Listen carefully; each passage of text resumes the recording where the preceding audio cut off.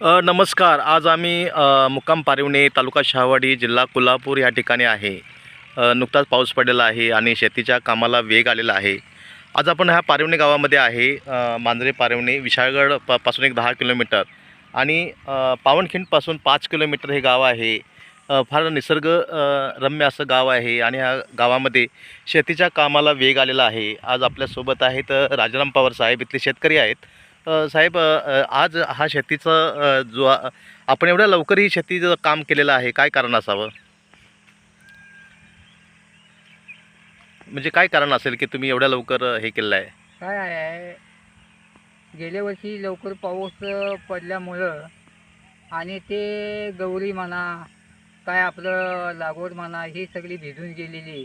त्याच्यामुळं आपण कसं, जर एक पाऊस पडला आहे आपलं उघडल्यानंतर ते तरवा भाजून नंतरच ते पेरायचं आहे. आणि ते भाजू देत नाही, पाऊस पडल्यानंतर ते भाजता येत नाही.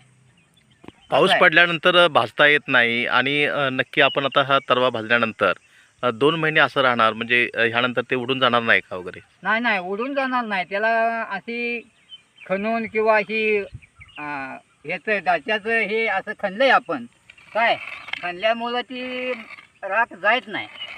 आणि ते मग नंतर पेरल्यानंतर ते सारखं करायचं. आता ही ह्या राखेमुळे पिकं कशी येणार? पिकं चांगलं नाचणार ना.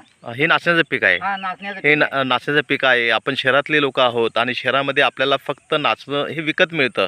परंतु असे कष्ट करणारी लोक आहेत, त्यांच्यामुळे आपल्याला धान्य मिळतं आणि खरंच यांचे आभार व्यक्त केले पाहिजे. असे शेतकरी महाराष्ट्र आणि भारतातला आपला शेतीप्रधान देश आहे. हे लोक पिकवतात तेव्हा आपल्याला शहरातल्या लोकांना मिळत असतं. तुम्हाला काय वाटतं, ही तुम्ही हे शेती करता तर तुम्हाला खताची किंमत आहे? खताची किंमत काय, 1500, 1600, 1700, 1800.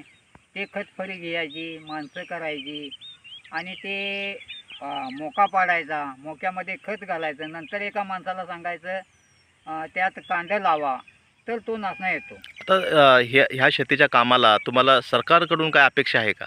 अपेक्षा काय, दिली तर आहे, नाही दिली तर काय काय घ्यायचं आहे. नाही दिली तर काय नाही, असे हे दिलदार शेतकरी आहेत की स्वतःच्या स्वबळावरती आणि मेहनतीवरती आणि कष्ट करून ह्या शेती पिकवत आहेत.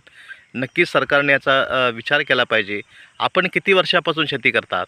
पहिल्या वर्षी भात बुडलं, त्यात कृषी खात्याची मॅडम आली, मला उभा केला आणि त्या उभा करताना पोटू मारून नेला. काहीच उपायच नाही. मग काय उपयोगच काय आहे. म्हणजे कृषी खात्यातले लोक फोटो मारून घेऊन जातात आणि मदत मिळत नाही. सरकारने आणि गांभीर्याने विचार केला पाहिजे.